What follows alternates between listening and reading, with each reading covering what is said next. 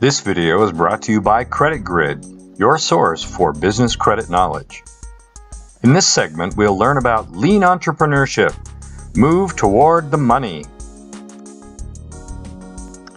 In recent years, a new direction for entrepreneurship has emerged called lean entrepreneurship. Lean entrepreneurship is a process of receiving feedback from the customer and learning from that feedback, changing the product and its essential design, and refocusing it towards something that they are willing to buy. In the past, entrepreneurs were taught about the virtues of extensive business plans with elaborate forecasts and mountains of market research. And in spite of all that work, many businesses failed. Sometimes because entrepreneurs focus so much on executing the plan, they failed to see the road signs signaling that a change in direction was needed. An entrepreneur should have a very clear idea of the business they are trying to start. They should be able to articulate the entire business model with clarity in just a couple of minutes. This is called the elevator pitch. Every new business needs to have one. It is important that new businesses have clarity of purpose and an idea of what they're trying to do. However, it is interesting that some of the most successful businesses of the 21st century were created on the notion that the customer really has no idea what they want. It is our job as business people to help explain what they want and why our product is the best way to get it. These new style businesses have conceptual business plans with target metrics that help track performance precisely, but they primarily focus on learning by doing and using extensive potential customer focus groups and other feedback mechanisms to make sure that they have the right product at the right price in the right time with the right audience. The customer responses in this process help to clarify the hypothesis about what the customer is willing to buy. It is a process of learning and doing and learning and doing that ultimately creates the best product that customers are willing to purchase at the price required. This process of do, learn, revise, do again is an important process to create the minimum viable product, or MVP, that customers are willing to purchase. To engage in this process well, strict adherence to a plan can actually get in the way. The emerging company needs to instead be agile and adaptive and willing to pivot and move toward the potential mainstream of customers and their willingness to buy. Engaging in this process requires the founders to check their ego at the door and admit when even key elements of their initial plan are in fact shown to be wrong.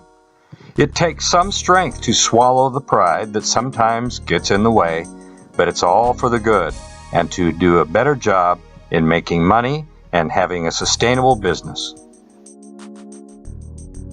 To know when and how to pivot, you need good data and the right tracking metrics. Standard accounting measures are sometimes not enough. They are not as instantaneous or focused on the key success factors as they need to be at times.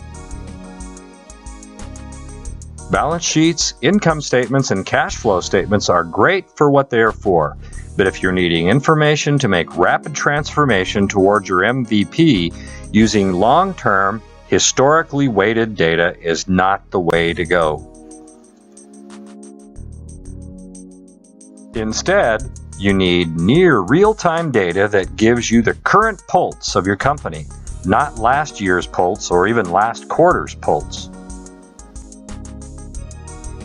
The right measures provide clear, focused information that measure progress toward what you are trying to achieve using as close to real-time data as possible. Your measures should always focus on the primary value stream of the company.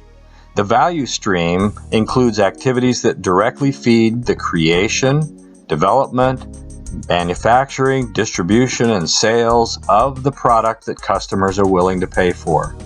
The value stream concept cuts across silos within the company and focuses on the product from start to finish.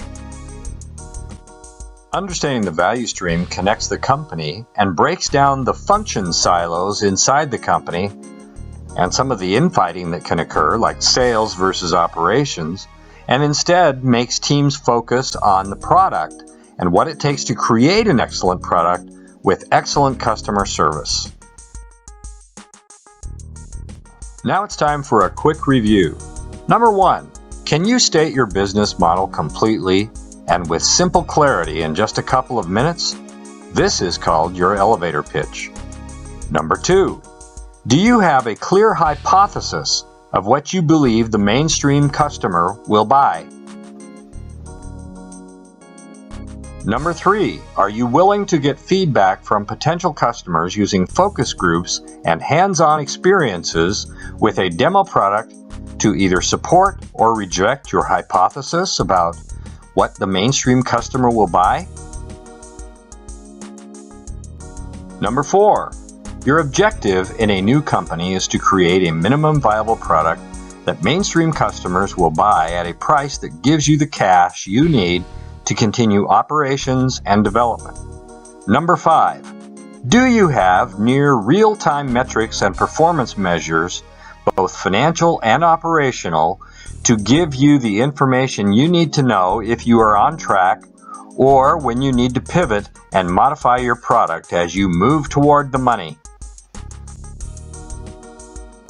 Lean entrepreneurship is definitely learning by doing.